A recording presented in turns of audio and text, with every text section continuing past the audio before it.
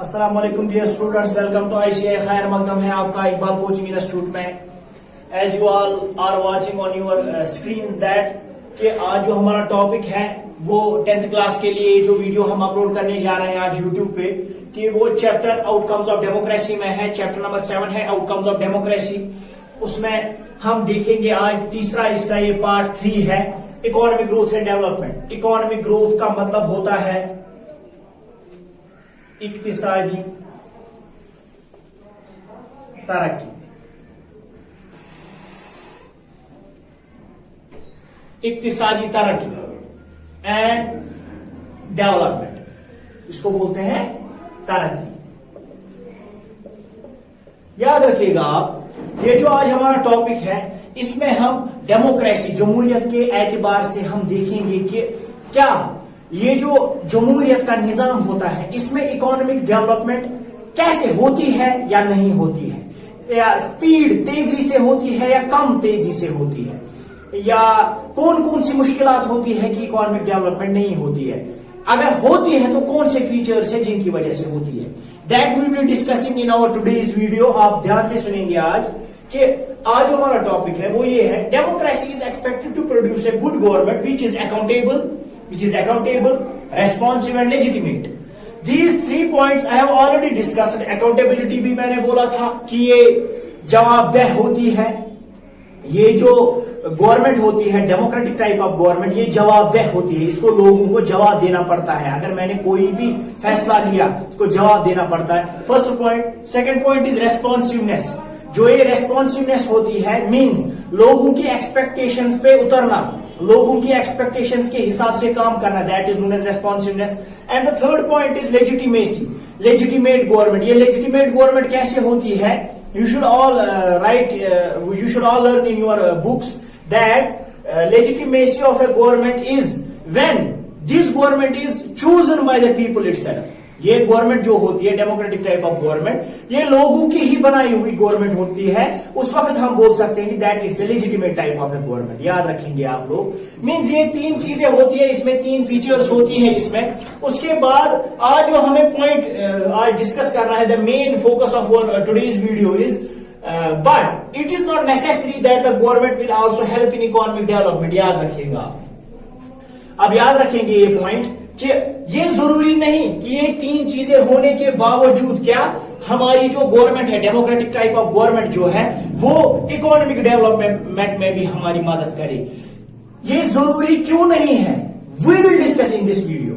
ये जरूरी क्यों नहीं है कि डेमोक्रेटिक टाइप ऑफ गवर्नमेंट क्या करे कि हमारी इकोनॉमिक डेवलपमेंट में भी हमारा साथ दे, हमारी मायशी तरक्की भी हो जाए, इक्तिसादी तरक्की में हमारा साथ दे, जिसको हम जीडीपी बोलते हैं। हमारी डेमोक्रेसी में जीडीपी कम है या ज्यादा है, इसमें डेमोक्रेसी का क्या हाथ रहता है, that will discuss in today's video.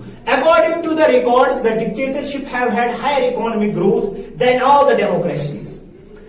Dictatorship में इकोनॉमिक ग्रोथ ज्यादा होती है एज कंपेयर टू डेमोक्रेसीज। आज का जो वीडियो रहेगा ये कंपैरेटिव टाइप रहेगा, जिसमें हम डेमोक्रेसी के साथ साथ डिक्टेटरशिप के बारे में भी बात करेंगे। डिक्टेटरशिप में क्या होता है? डिक्टेटरशिप में इकोनॉमिक ग्रोथ ज्यादा हो जाती है।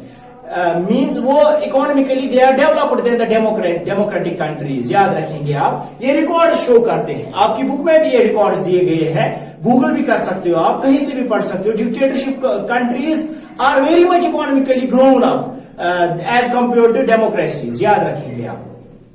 अब ये होता क्यों है? Then the question is why do we prefer democracy? आप सवाल करेंगे सर अगर इकोनॉमिक ग्रोथ इसमें अच्छी होती है, किसमें? डेमोक्रेसी में अच्छी है ना, सॉरी डिक्टेटरशिप में अच्छी होती है, बढ़िया जो ये इकोनॉमिक ग्रोथ होती है वो किसमें होती है? डिक्टेटरशिप में होती है। तो फिर सर हम क्यों डेमोक्रेसी को चूज करते हैं, हम क्यों प्रेफर करते हैं डेमोक्रेसी को? ये क्वेश्चन फ्रेम हुआ है, यहां पे आप देखेंगे मैंने फ्रेम किया आप लोगों को समझाने के लिए। इसके 2 ज्यादातर बड़े मकसद होते हैं, 2 रीजंस होते हैं। There are mainly 2 factors responsible for the less economic growth in democracies and more economic growth in dictatorship countries. याद रखेंगे आप। कौन कौन सा? There are 2 reasons for that. पहला, the first one is economic growth and development of a country depends on multiple factors such as, आप देखेंगे यहां पे, should see here, the first one is economic growth and development of a country depends on multiple factors.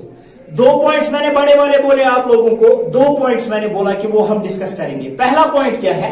पहला point ये है कि इसमें multiple factors होते हैं। मल्टीपल फैक्टर्स में आता है कंट्रीज पॉपुलेशन साइज। जब भी आप किसी डेमोक्रेसी की तरफ देखोगे, वहां की population size in comparison to dictatorship बहुत ज्यादा होता है।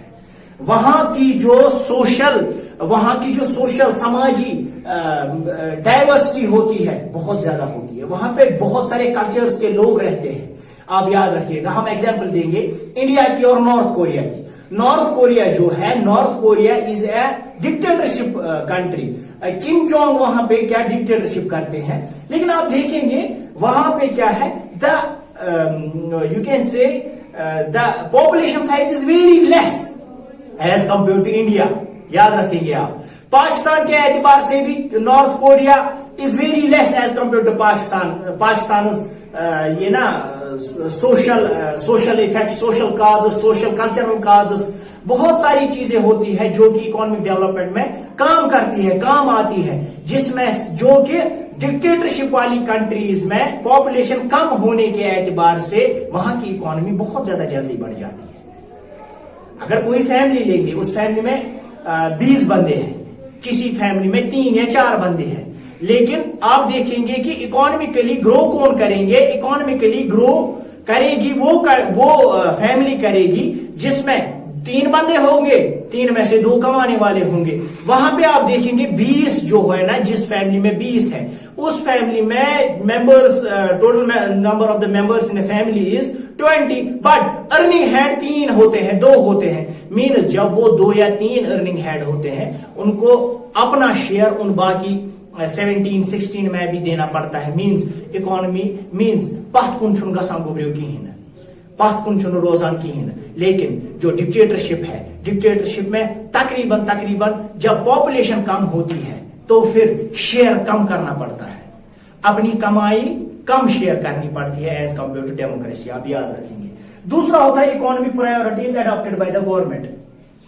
यहां पे बहुत सारे इश्यूज होते हैं, कल्चरल इश्यूज होते हैं, सोशल इश्यूज होते हैं, कम्युनल इश्यूज होते हैं, पॉलिटिकल इश्यूज होते हैं डेमोक्रेसीज में, लेकिन वहां पे उनका तवज्जो सबसे पहले होता है अपनी इकोनॉमी को ग्रो करने के लिए डिक्टेटरशिप में। लेकिन डेमोक्रेसी में बहुत सारी और मुसीबतों का सामना करना पड़ता है डेमोक्रेसी को। That is why economically democratic countries are very down. आप देखेंगे उसके बाद economic priorities adopted by the government, ये मैंने अभी डिस्कस किया आप लोगों के सामने। अब तीसरा जो है ग्लोबल सिचुएशन, कि ग्लोबली आपकी कंट्री की क्या हैसियत है, ग्लोबली आप कितना एक्सपोर्ट करते हो, कितना इंपोर्ट करते हो। समझ आ रहा है आप लोगों को? जब खाने के लाले पड़ जाते हैं इंसान को, जब खाना पीना बराबर नहीं, तो यार हम कैसे मैन्युफैक्चरर्स बड़े बड़े बन जाएंगे? ये इतनी जड़ बराबरी, तो फिर इंसान कैसे मैन्युफैक्चरर बड़ा बन जाएगा, इंडस्ट्रियलिस्ट बड़ा बन जाएगा। गोडनिच प्रायोरिटी है ना इंसान आसान पान ठीक रोज, सेहत गैस ठीक रोज। याद रखेंगे आप, वो डेमोक्रेटिक कंट्रीज में होता है, यहां पे ज्यादातर हेल्थ हाइजीन की भी अभी प्रॉब्लम चल रही है। जो लोग ऑलरेडी है ना, ये सेहतन हूं पे सोचुन, बाकी डेवलपमेंट की पुत्स का समझ आ गया। अब हम करेंगे दूसरी फैक्टर की बात। What is the second reason responsible for the downfall of democracy as far as the economic growth and development is concerned? Second point is economic growth rate of all dictatorship is slightly higher than democracies. अगर हम totality की बात करेंगे ना, total democracies की बात करेंगे और टोटल डिक्टेटरशिप कंट्रीज की बात करेंगे, तो डिक्टेटरशिप कंट्रीज आगे है किनसे? डेमोक्रेटिक कंट्रीज से। याद रखिए कि डिक्टेटरशिप कंट्रीज आगे है as compare to democratic countries. लेकिन एक और ट्विस्ट आ जाता है यहां पे कि but if we compare economic growth of a country under dictatorship of a poor country under dictatorship or democracy, there is virtually no difference. ये इंपॉर्टेंट पॉइंट है। जो लोग डेवलप नहीं हुए हैं ना ऑलरेडी, जो पुअर कंट्रीज हैं, पुअर कंट्रीज में डिक्टेटरशिप चल रही हो या क्या चल रहा हो, डेमोक्रेसी चल रही हो, दोनों हिसाब से they are very much down. वो इकोनॉमिकली ग्रो नहीं करेंगे। क्यों? Because they are already poor. वो भी अभी अपनी पॉवर्टी के साथ ही अभी उसी उलझन में लगे हुए हैं। सिंपल वर्ड्स में बोलना चाहता हूं कि अगर पुअर कंट्रीज की बात करेंगे, टोटलिटी की बात अगर करेंगे ना, जो अमीर कंट्रीज है, जो गरीब कंट्रीज है, उन सबको मिला के जब रेशियो देखते हैं, डिक्टेटरशिप थोड़ा सा स्लाइटली आगे जाता है। डिक्टेटरशिप ने इकोनॉमिक ग्रोथ ज्यादा की है एज कंपेयर टू डेमोक्रेसी। समझ आ रहा है आप लोगों को? लेकिन जब पुअर कंट्रीज की बात करेंगे ना, अभी हमने ओवरऑल की बात की, अब पुअर कंट्रीज की बात करेंगे। जब पुअर कंट्रीज की बात करते हैं हम, वहां पे क्या है, चाहे डिक्टेटरशिप हो चाहे डेमोक्रेसी हो, दोनों सूरतों में क्या है, कोई फर्क ही नहीं होता है। डेमोक्रेसी चले वहां पे या डिक्टेटरशिप चले, वहां के लोग गरीब है तो गरीब ही है। समझ आ गया? समझ आ रहा है आप लोगों को? अगर किसी को कोई क्वेश्चन रहा होगा इस टॉपिक में, वो हमें बोल सकता है। whosoever has any confusion, वो हमें कमेंट सेक्शन में बोल सकता है। अपने स्टूडेंट्स को लेके जो हमारे दूसरे वाले स्टूडेंट्स हैं वो भी बोल सकते हैं। बाकी होप आप सबको अच्छे से समझ आ गया होगा। Stay home, stay blessed. अल्लाह हाफिज।